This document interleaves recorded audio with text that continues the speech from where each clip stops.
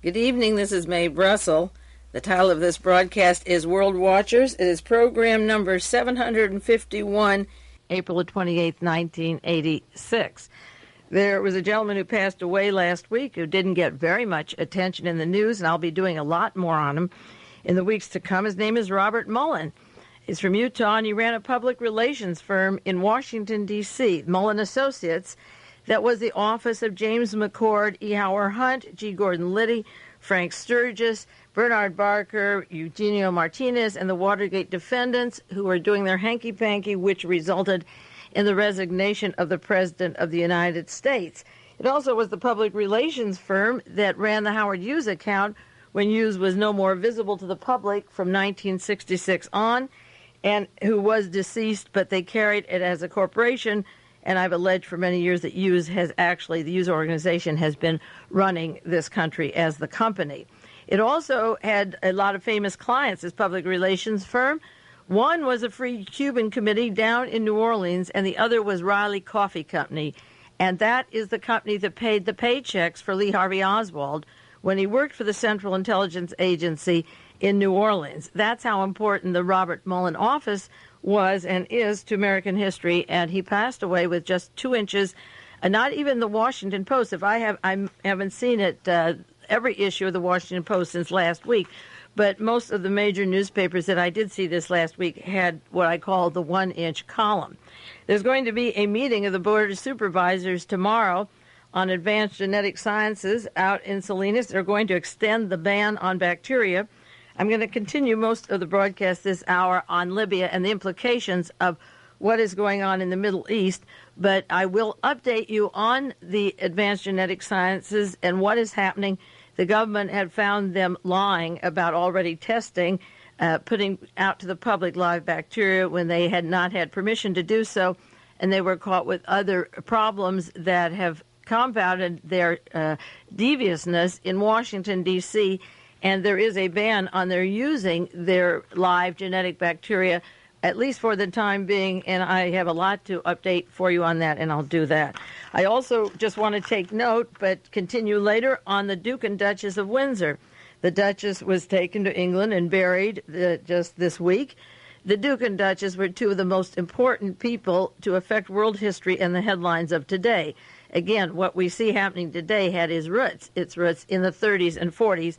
They were very pro-Hitler. They were sent to the Bahamas, and when he left England, and there they could meet with Rudolf Hess and Martin Bormann and set up the network in South America, in Madrid, and in Swiss banks for the Fourth Reich, which is slowly emerging out of the serpent's egg. I refer to that as the title of a movie Ingmar Bergman made on the nurturing of an egg, a serpent, a cobra in gestation. And you can see the sac in which it is growing for a long time, and then suddenly the cobra comes out, and cobra in this case, and in the case of that particular movie, was fascism.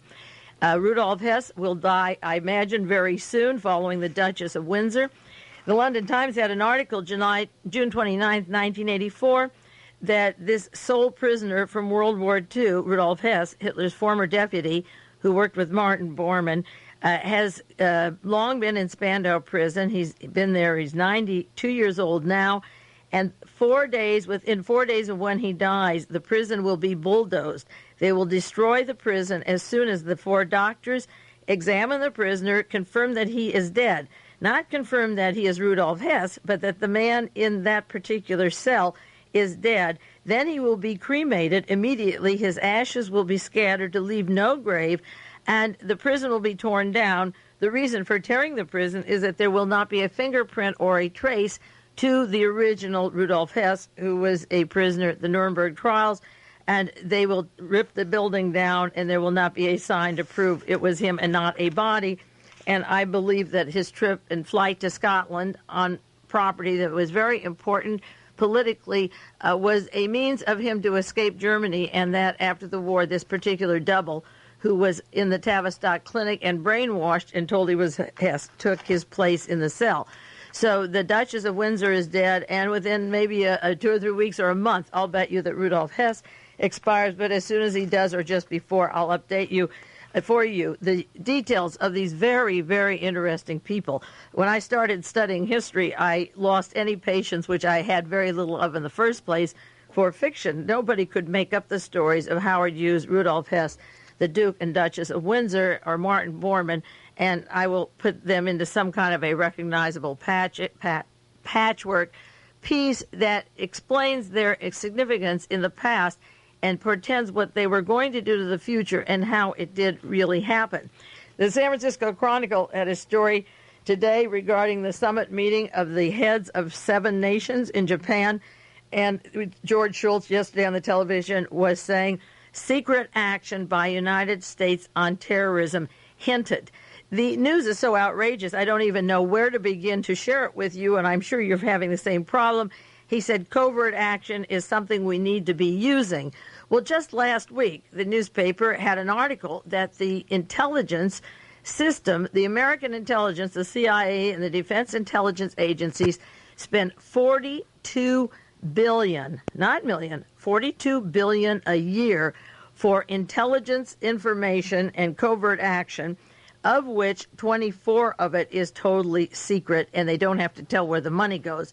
How George Shultz can say we have to have secret covert action when we spend $48 billion is just ludicrous. He also said, and it was announced on the various media channels and in the papers, that it would cost $40 million for security for the 7 heads of state. And he said that's the price to pay when you have to be secure. Well, you would think that the 7 heads of state would get together, and the first thing they might ask each other is, what have we done wrong? The government has requested, our government has requested from Congress $4 billion to make the embassies safe. And if we're that unpopular and we're that unwanted, isn't it about time that they looked to themselves and said something is wrong here? So there's $40 million to protect 7 men for 3 days, and $42 billion for covert action, and George Shultz is acting like a person who's never heard of spies or spy systems. The San Francisco Chronicle and the Monterey Herald carried syndicated stories this past week on how last November the CIA planned a covert action to destabilize Libya, that they were going to overthrow Libya, and they hoped that it would lead to people in Libya acting against Gaddafi and coming down on Gaddafi and removing him from office. Now, that's exactly the plan they had for the Bay of Pigs, and it didn't work, and the army was told that as soon as you get over there, everyone will be against Fidel Castro, and that was wrong. And again, the CIA, for their $42 billion, seemed to miss the point that the people were not destabilized in the Libyan government, and that the intent to lead the uprisings against Gaddafi, at least as yet, hasn't happened. Now, as May 4th rolls around this next week, you will see Mr. Kurt Waldheim. He will be president of Austria. He's meeting with the people who've accused him of being a Nazi war criminal, a Mr. Singer, who has made the strongest charges against him. And there's no doubt in my mind that he will be elected president of Austria. But the question comes to, if there were I want to ask this question, rather share it with you. If there's 24,000 Nazi war criminals listed in the files and archives of the United Nations alone, and the only people they've released are the papers on Adolf Eichmann and Martin Bormann and Joseph Mengele and now Waldheim, and Waldheim wouldn't let them out when he was head of the UN. What happened to the 23,996 other Nazis whose records are kept? If an issue is forced that you have to get a name out of these 24,000, and one of them is Waldheim, who's been head of the UN for so many years, who are the other people and what positions of power do they have? And the Washington Post had an article July 5th, this last 1985, wanted up to 50,000 war criminals believed to be at large worldwide. Is that 50,000 plus 24,000, or is it 24,000 less from 50,000? That is a lot. That's not a lot of Nazis. That's war criminals charged with murders, mass murders, torture, and so forth. 50,000 at large. And the question isn't, was Waldheim deporting Jews to their death, but what happened in the process when the war was over, that these people were not removed from positions, if, say, controlling the media, buying studios, buying radio stations, the industrialists making arms, making weapons. If one of those people was supposed to be hung at Nuremberg, like Walter Dornberger, was flown to the United States to run Bell Aerospace that was so important for the Shah of Iran, for the military dictatorships around the country, for the Vietnam War, for Laos and Cambodia and so forth, if one of them, who was supposed to be hung, was allowed to run Bell Aerospace, can you imagine where those 49,991 are, or the other 24? As I said, you add 24 to the 50,000 or subtract it.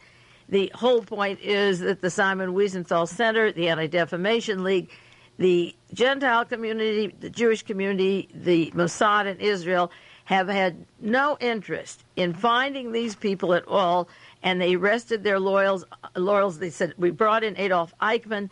That was the bottom line. And now they're bringing in about 8 or 10 of these poor ancient people in wheelchairs and otherwise, and deporting them, like Mr. Rudolph, who worked with NASA all these years with the moon and the space rockets and shuttle systems.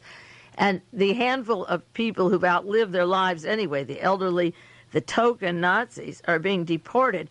But their children, and they're like Kurt Waldheim's son, who said, I forged the papers on my father, I backdated them, and he lied.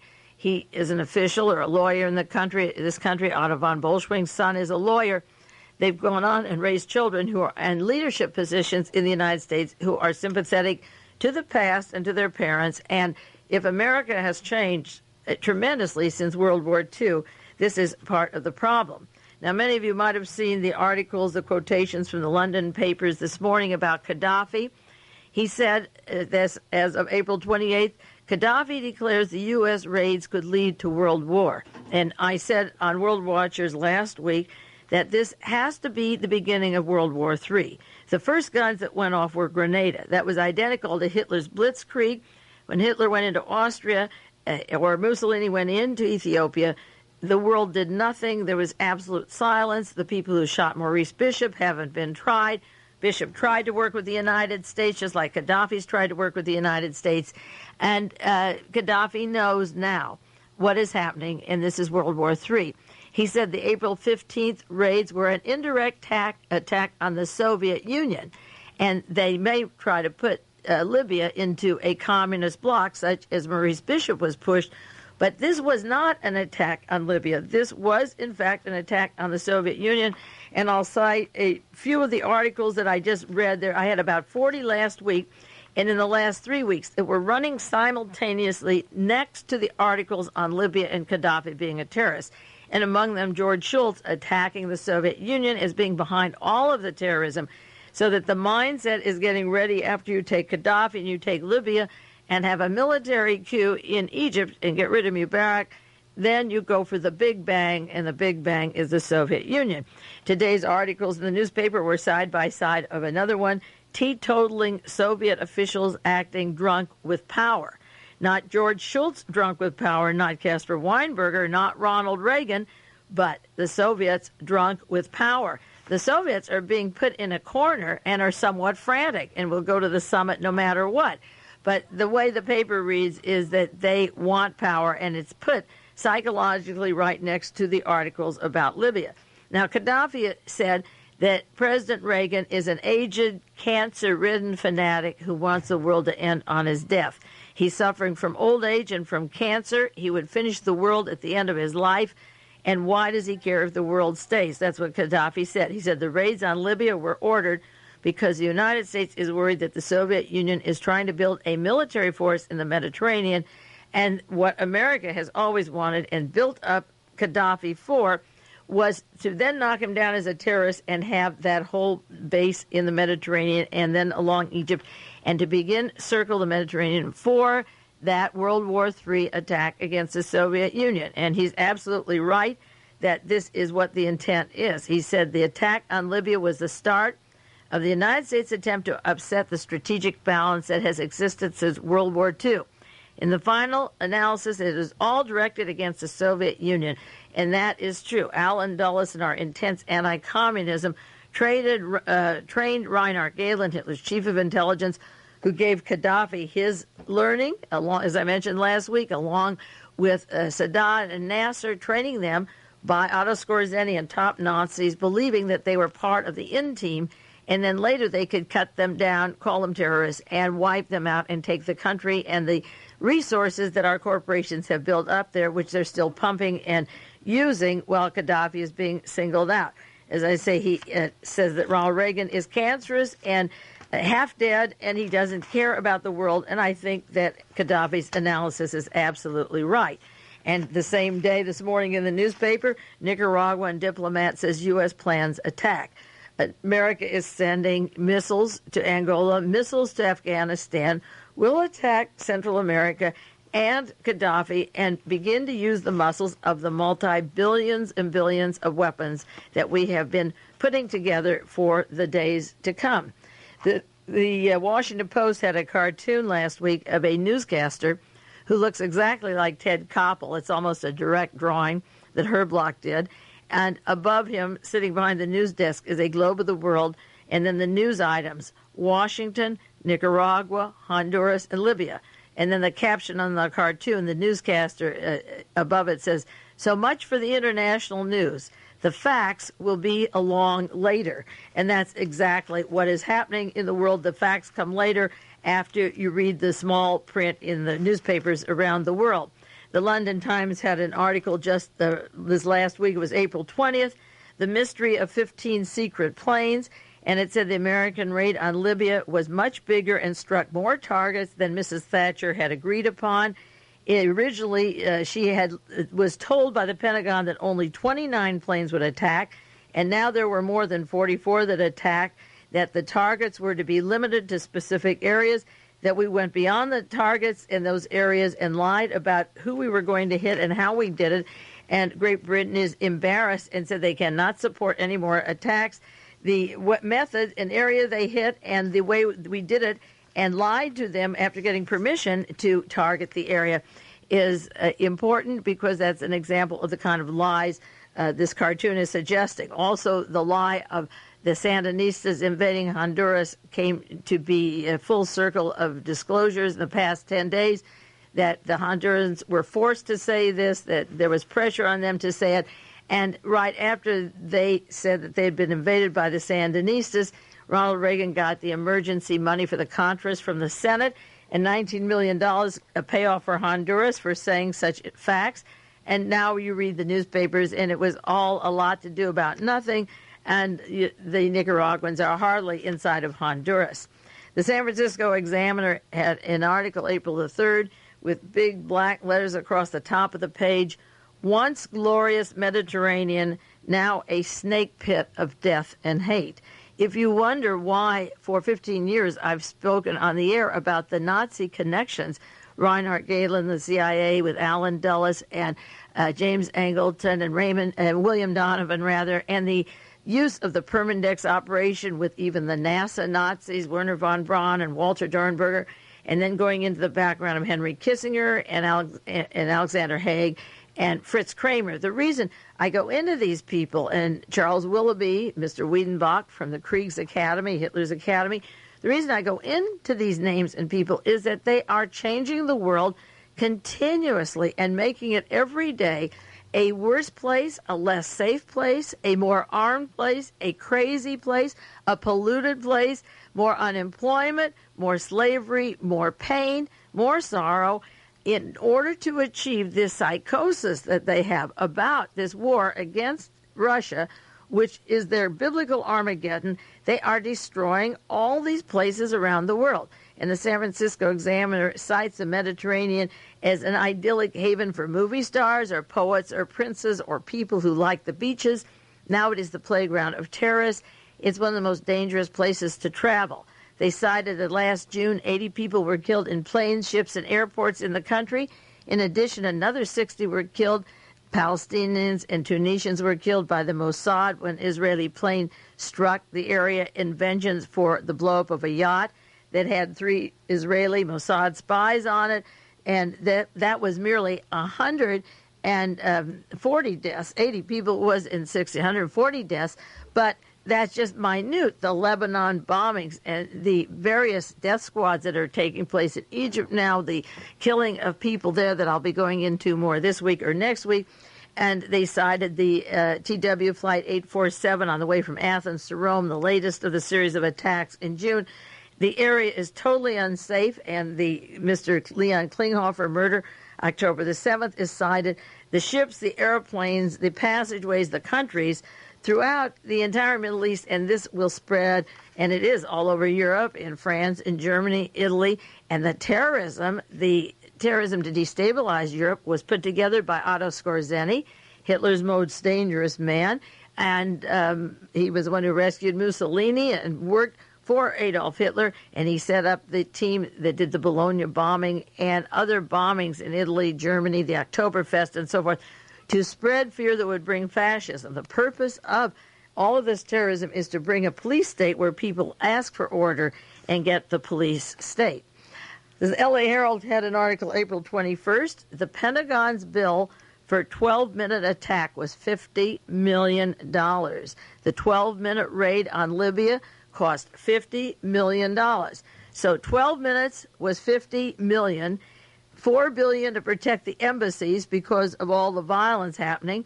$40 billion to protect the CIA, the intelligence systems. $40 million to protect 7 heads of state for 3 days. Add up the craziness of this. Now, that raid on Libya, the Air Force F-111s, they lost one. That cost $30.7 million. There were 50 missiles that fell down that were fired by the Navy carriers that cost $200,000 each. That was $10 million for 50 missiles that were dropped. A man in Chicago by the name of Ben Kamen died a couple of days ago, and he left $200,000 to the United States government to bail out of a debt of $2 trillion. He felt sorry for the United States and left $200,000 to the United States. Well, Mr. Ben Kamen, wherever he is in heaven or hell, can appreciate that his $200,000 bought one missile, which dropped on the French embassy maybe, or killed Gaddafi's adopted daughter, or wounded his sons. And it went into the residential section of Libya that it wasn't supposed to do. And again, the London Times said that one missile launched in the center of a park in a children's playground. The house next to the French embassy was completely demolished. A child's foot stuck out of the rubble. The body of an old man was in a crouch as if he was getting out of bed.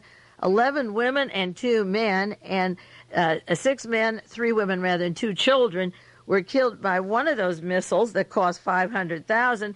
So he wanted to help us out. We sure spent the money fast.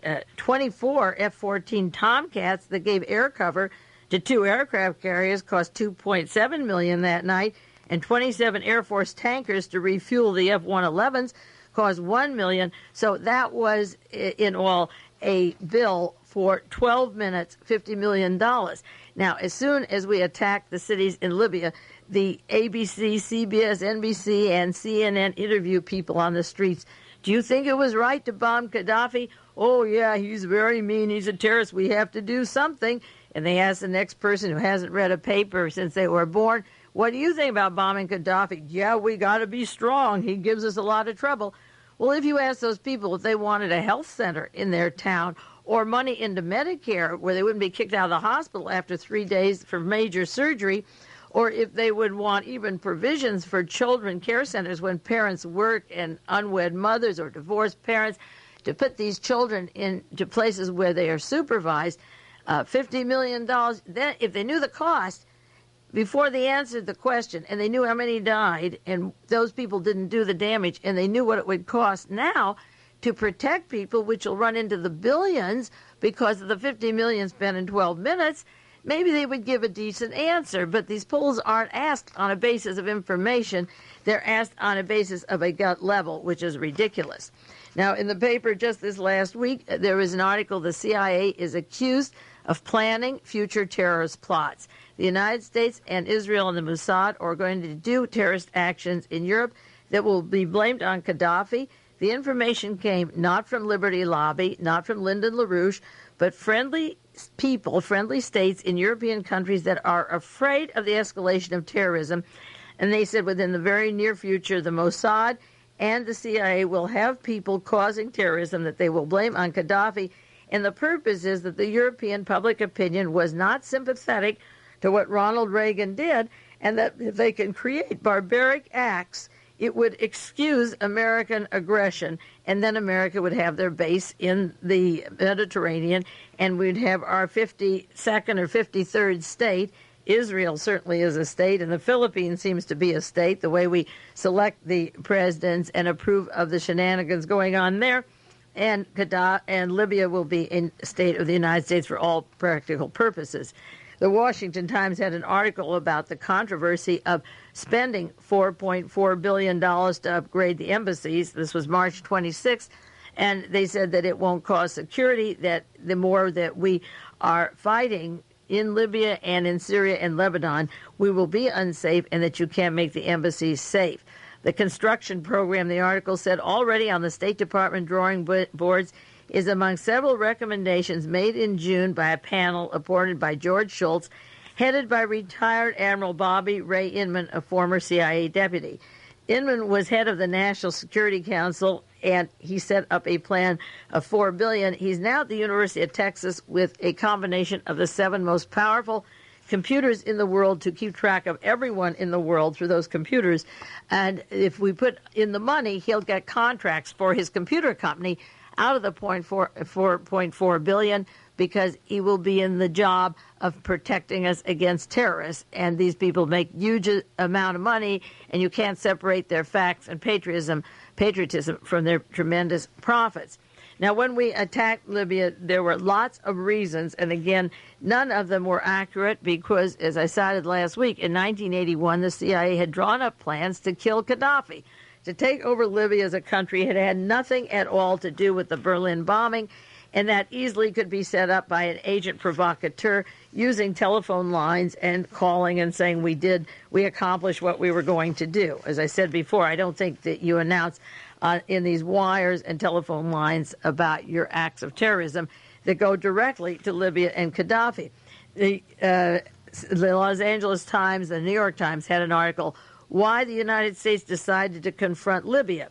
The White House feared attacks on diplomats. They didn't fear attacks on diplomats. The diplomats weren't safe because Gaddafi has known since 1981 that William Casey planned to kill him. George Shultz, as I mentioned last week, was more open. He said one goal was to overthrow Gaddafi.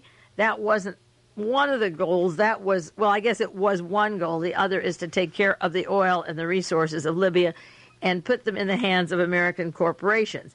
Caspar Weinberger had a long editorial in the LA Times. Our one and only objective was freedom of navigation. Well, that was a very expensive freedom of navigation, and the Gulf of Sidra is so small and so insignificant for our atomic submarines.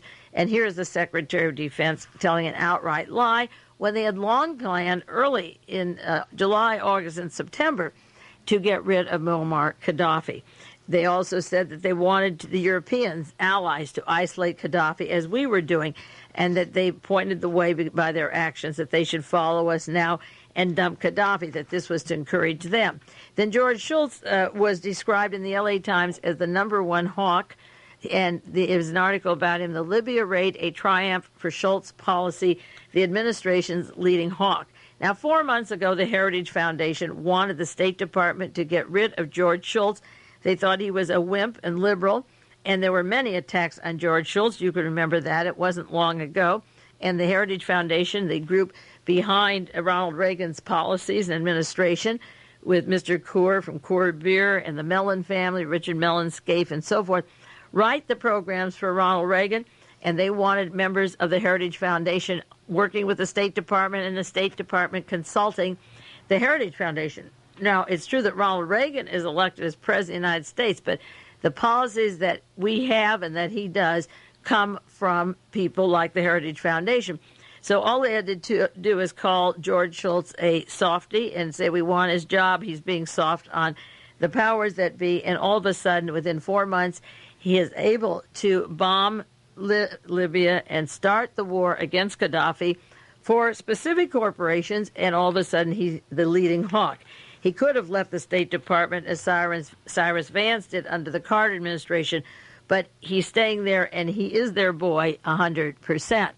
The Wall Street Journal had an article on the risks invading or bombing Libya, and they said there will be long-term gain and that there may be a division in our alliances with our allies, but that our future is enhanced and the American can go forward, having made the decision to try to wipe out Gaddafi and, of course, take Libya as a sound investment and military base. I'll take a 1 minute now for those of you who tape record this broadcast. Many of you put it on tape cassettes. I hope you do. And so the 30-minute cassette you can turn over while I'm sharing time with you. And if you want a bibliography of the information that I have on the air and the source of the articles, write to me, Mae, M-A-E, Brussels, P.O. Box 22511, Carmel 93922.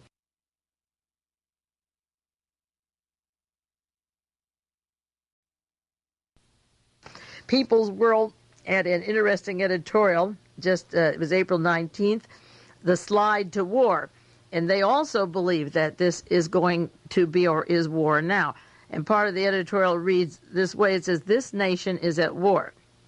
It's not a war about terrorism or self-defense. It is not a war to protect U.S. citizens or to create an atmosphere conducive to the solution of international problems. There is nothing in this battle that is going to do any of those things, and the reason I gave you these various excuses is that is what they are. They're excuses and lies, and they have nothing to do with the truth about what is going on. The editorial goes on, the excuse for the most massive air destructions in Southeast Asia, air attack, was terrorism, as defined by the Oval Office. The evidence is the word of the people who have been caught lying in the past. This is not a matter of opinion, but it is a fact. The way they have lied, for example, Margaret Thatcher at the time that the Argentine ship was blown up during the Falkland War, or United States with the mining of the harbor in Nicaragua. And we could spend the next 15 years going into many of the lies, which I have on the air all of the time. The editorial says, are we supposed to endorse a state of war based on the word of Ronald Reagan or Margaret Thatcher, the word of people who have a track record of distortion and lying, at the very moment that United States and British representatives were listening with apparent sympathy to ministers from the European Economic Community urging restraint? At that very moment, the fighter bombers were in the air. Deception is a way of life for this administration. And the article goes on, the purpose is as carefully concealed as the timetables and the orders of battle. The F-111s, the A-6, the 7s did not pound terrorist concentrations, which they were supposed to be. They bombed what the world has become known as the retreat of great colonial powers. They attacked the world balance of forces, which has tipped from imperialism to socialism and non-alignment. They struck not to halt future terrorism, but to turn back the clock to reestablish the world of the 1950s, when the United States Marines toppled governments and the multinational corporations plundered in peace. Now, we began successfully in Iran by getting rid of Mossadegh and Arbenz in Guatemala, and now we have to create the excuse of terrorism with Gaddafi, and there is terrorism.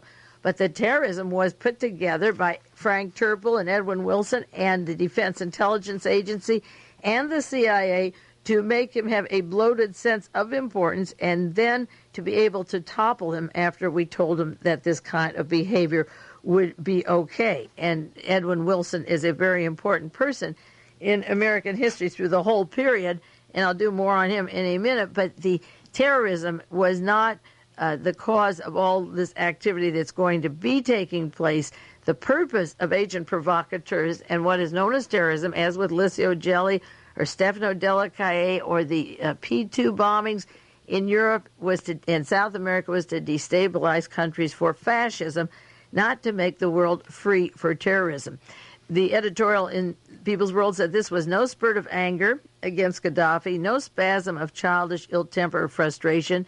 It was coldly calculated, carefully prepared by the provocation of the Gulf of Sidra. The administration put much into the target.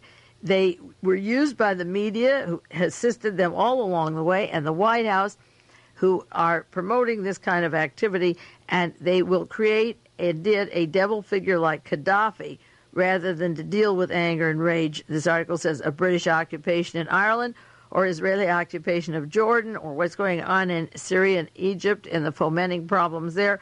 We're not dealing with problems, we are creating them, and this editorial is called This Nation is at War. Another article that came out this week, and many of you saw it, the United States said, we'll do it again, and then, of course, George Shultz came out and Caspar Weinberger, we'll bomb Syria too. We don't care, we'll do it too. Now, as I say, while all this is going on, right alongside the columns in the newspaper are these attacks on the Soviet Union. William Buckley had a syndicated column forcing Moscow to take a position on terrorism, linking Moscow with terrorism. George Shultz had articles, Russia is the terrorist, not Gaddafi. So when you get rid of Gaddafi, what's left but Russia?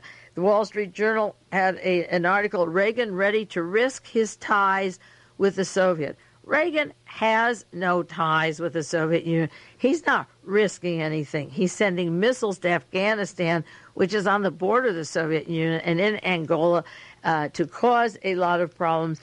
The ties have never been there, and he's just making the wedges much, much deeper, making war possible. In order to have a good war, you have to have a viable enemy, and the enemy is in the newspaper every day in the terms of the Soviets. Another editorial by Tom Wicker last week, Reagan throws stones in the path to the summit. Richard Pearl is quoted here as a person who keeps the dominant idea of the SDI going and attacking the Soviet Union. And the whole gist of the article is the problems with the summit. Now, last time the summit met, they discussed this angel dust that was supposed to give cancer to the Soviets. Then it turned out, 2 months ago, there wasn't any cancer-causing dust at all. And there were all kinds of roadblocks. There was the murder of an American soldier in Berlin, East Berlin, and then the admission that this past 2 weeks ago that we made peace with the Soviets, that we both mutually apologized on the air. This guy was looking down the barrel of a tank and was a spy for the United States. But that's all covered up. That was nothing. And all the stumbling blocks of the summit last time were put there to break up any chance of peace.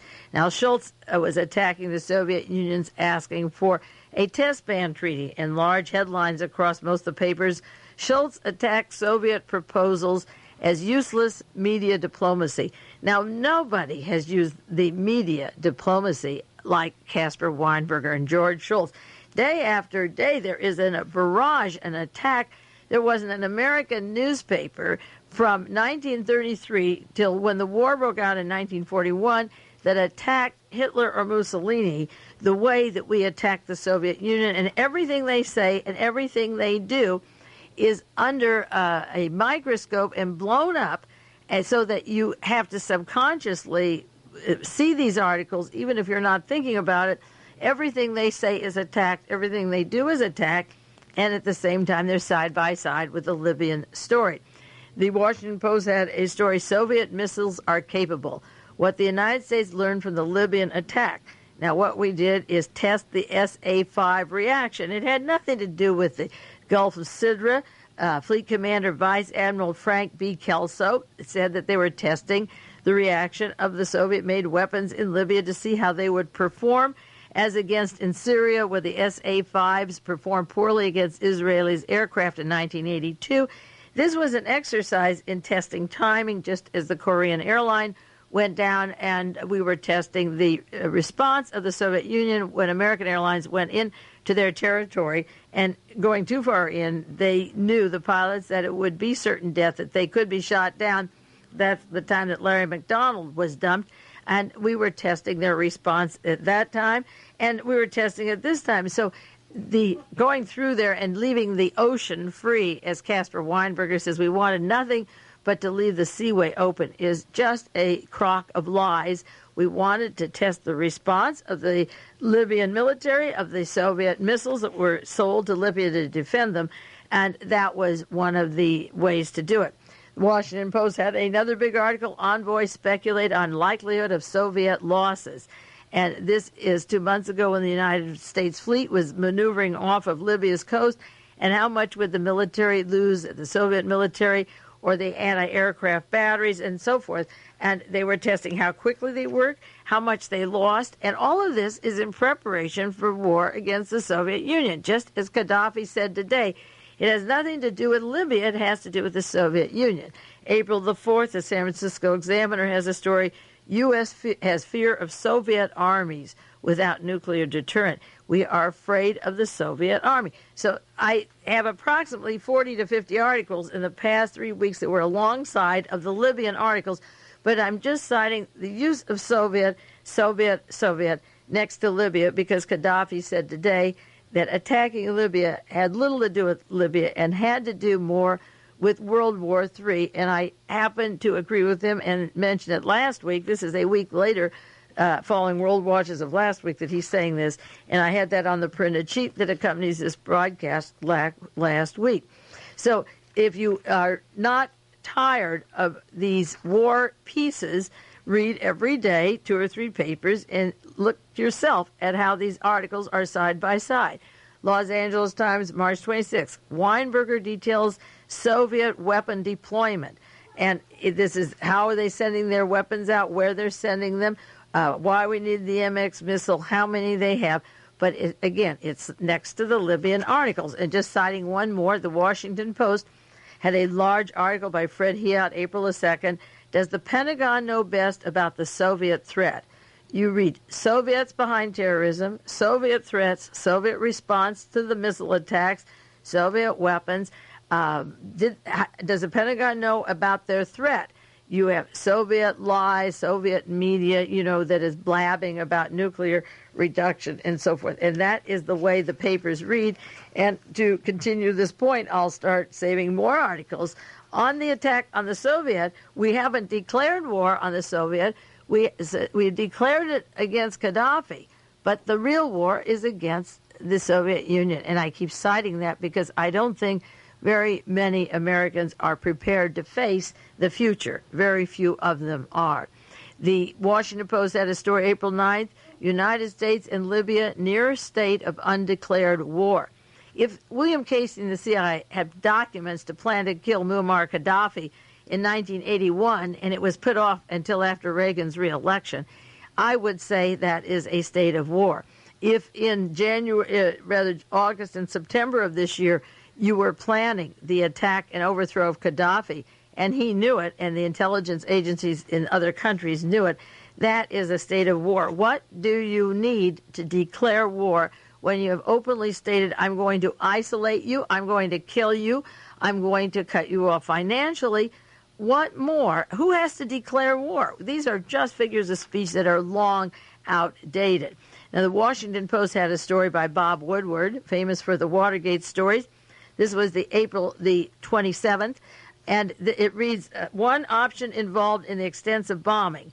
8 months of secret United States efforts to win Egyptian approval for U.S.-Egyptian military operations against Gaddafi in Libya appear to have foundered because of a disclosure and the rejection in Cairo. Now, I mentioned before, and I'll be doing more on it, on the plans to kill Gaddafi, to kill Mubarak and let the military be head of the Egyptian government. And they can dangle this and foreign aid over his head.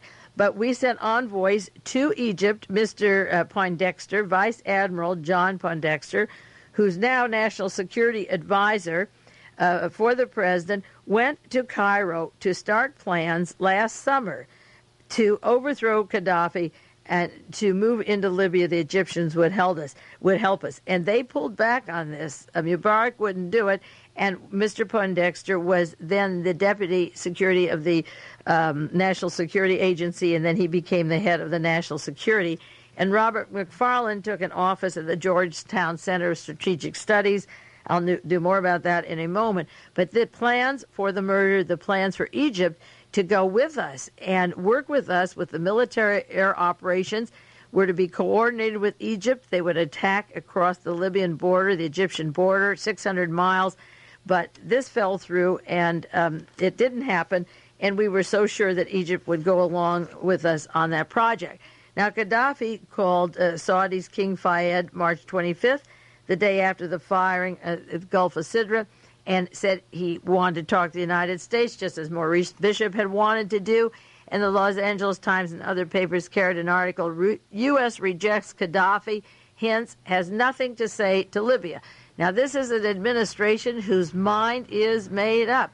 We are going to take Libya. We are going to kill Gaddafi. We're going to be on the Mediterranean, and we will not talk to you. And again, Maurice Bishop went to William Clark, who was National Security Advisor, in March, the March before he was killed in 1983, and wanted to work with the Americans. And he was turned back and walked down the hall and then had to go to Europe for help and support. And then he was called a communist and was murdered. And Gaddafi is saying just today, you're going to push me into the Soviet orbit. I don't want to do that, but you're pushing me. And then once he's there, you have an excuse to kill him. So there was no interest in talking to Gaddafi at all at any time. And, of course, the Saudi King Fayed said he sounded incomprehensible and disoriented. That's the way Mr. DM called when he called Henry Cabot Lodge the night before he was murdered, asking for help. The Americans were betraying him, and Lodge said, well, it's the middle of the night. I can't do anything. And the Pentagon papers describe how we betrayed him. And then, of course, he was murdered. Another article coming out of the L.A. Times, April 25th, diplomats see no hard evidence of a challenge to Gaddafi rule.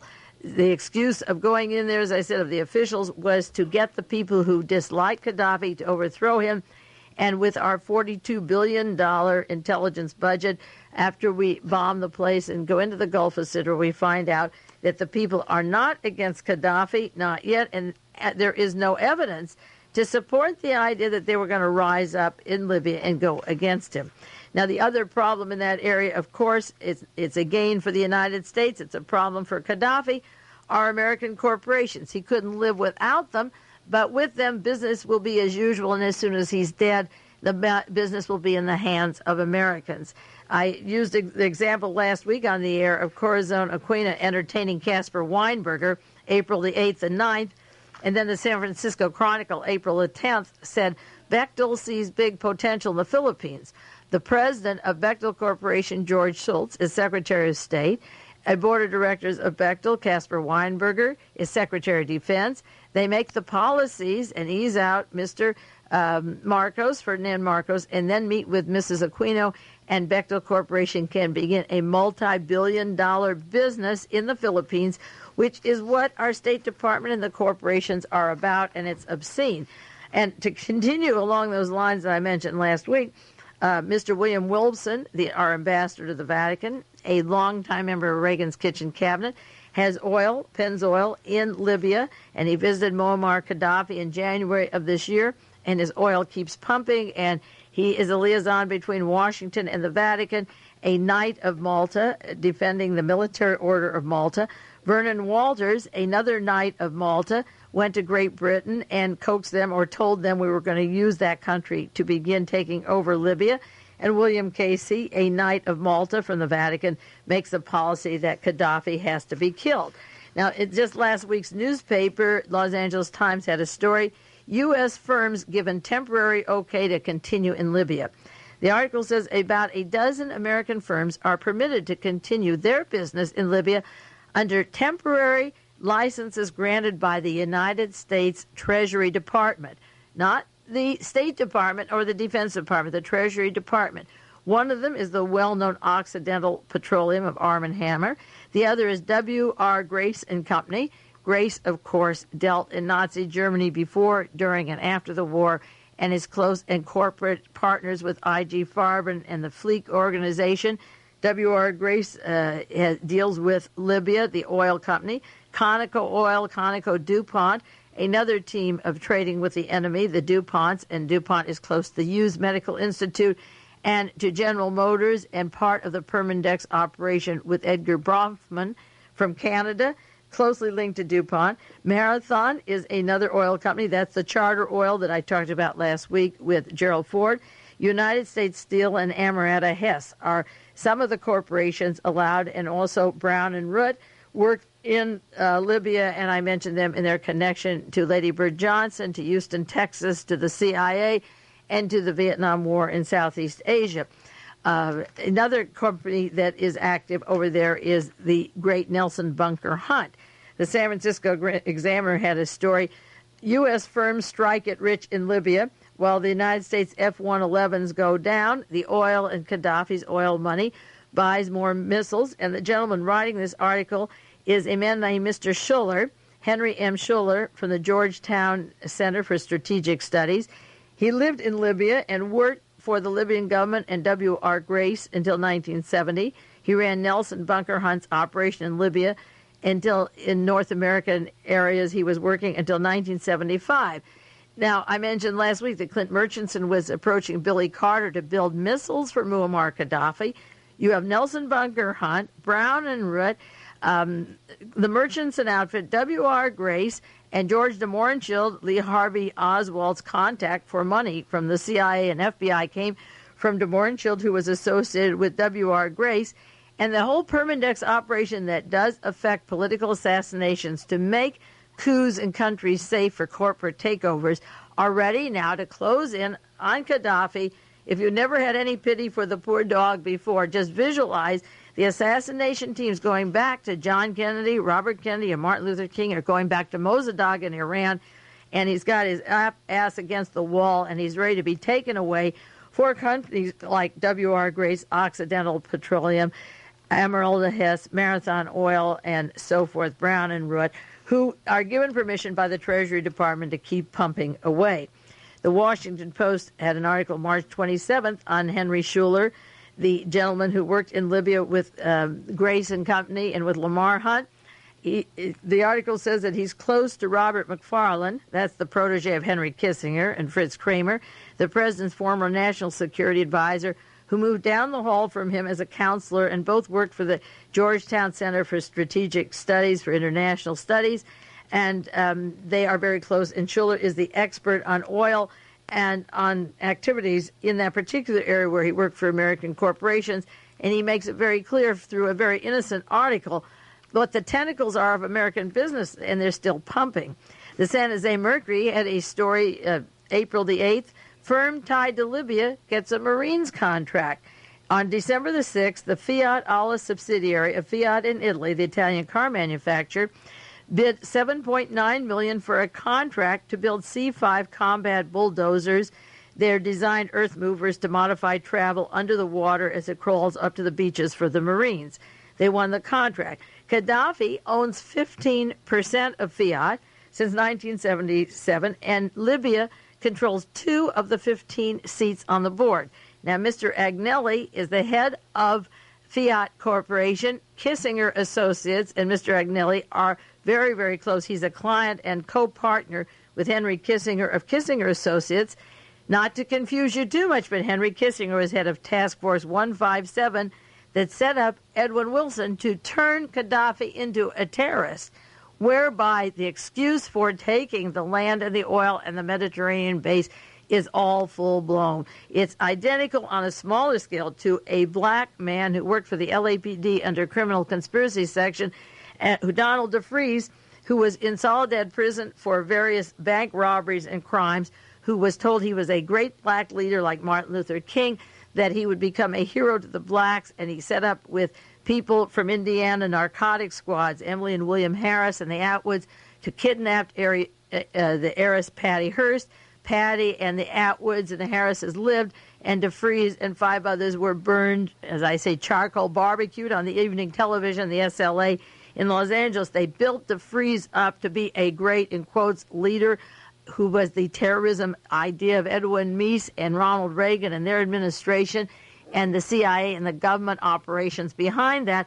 And this is the same minute scale of Muammar Gaddafi being built up by Henry Kissinger and Robert Keith Gray and George Bush as director of the CIA, and given the cigarettes that explode and the suitcase that explodes and the missiles to blow up airplanes, and then bring him down and take all that's there, while the American major corporations behind Adolf Hitler, before, during, and after the war, have their tentacles in that very rich territory.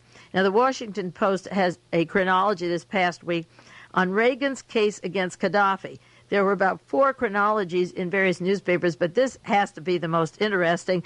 At Reagan's case against Gaddafi, and I want to give you the 4 first dates on this. There's about 20, but I only have time for 4. March the 18th, it begins, 1981, Secretary of State Alexander Haig in congressional testimony says Libya runs training camps for terrorists. Now, I don't know if you remember the dates. That was March 18th. Haig said Libya has training schools for terrorists. About 12 days later, March 30th, Ronald Reagan was shot. Alexander Haig, another Knight of Malta with William Wilson, William Casey, and Vernon Walters, got up on the rostrum and said, I am in charge, just as he was out of the Mullen agency that got rid of Richard Nixon.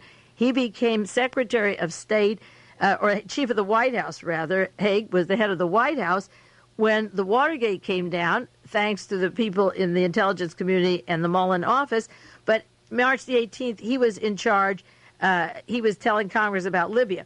Now, 12 days later, when Reagan was shot, the very first broadcast I had of World Watchers, after that, March 30th, the first week in April, I talked about Franklin Camper and the School for Terrorists in Alabama and how they were caught at a nuclear plant at Crystal River, Florida. Penthouse has a two-part article this month and last month on Franklin Camper training the Sikhs that killed Mrs. Gandhi, that were arrested for trying to kill Rajiv Gandhi in this country, who are linked to the bombing of Air India. These are the terrorists in the United States that I was talking about 5 years ago and sharing with you on the air. And Haig is talking about Libyan terrorists when these terrorists from the United States are trained to blow up atomic plants and airplanes of non-aligned countries and democracies outside of America. The second date in Reagan's case against Gaddafi is May 6, 1981, where the United States ordered Libya to close their Washington embassy and remove their staff because they support international terrorism and assassination attempts on Libyans abroad. May the 6th was exactly 1 week before Pope John Paul II was shot in Rome. Frank Turpel, who worked with Edwin Wilson to train Idi Amin and Gaddafi for terrorism, said that he trained Ali Mehmet Agca to shoot the Pope. He trained him. He was trained by people like Michael Ledeen, behind this story, Claire Sterling, Paul Hense, Francesco Pazienza. The CIA was planning to get rid of John Paul II and blame the KGB and the Russians after a 2-year trial. The whole thing fell apart. They're all out free. It was a creation of the CIA. Imagine the nerve of Alexander Haig, as Secretary of State at the time, saying that Gaddafi is a terrorist when the whole trial in Rome that's gone on for the past year and the investigation for 3 years was thrown out, and all the evidence of terrorism came to America. Then the third date here, June 15th, 1981, reports on international terrorism released by the CIA cites Gaddafi's regime as prominent state-sponsored terrorism and international terrorism. And again, not going to the Alpha 66, the Central Intelligence Agency, Mitchell Werbel, who was alive at the time with his training camps, Robert Brown, a soldier of fortune with his training of the mercenaries that were put together by John Singlaub of the World Anti-Communist League, where Alexander Haig gave the opening speech a couple of years ago at their meeting. And October the 9th, George Bush cited Gaddafi as the world's principal terrorist and the protector of the likes of Idi Amin.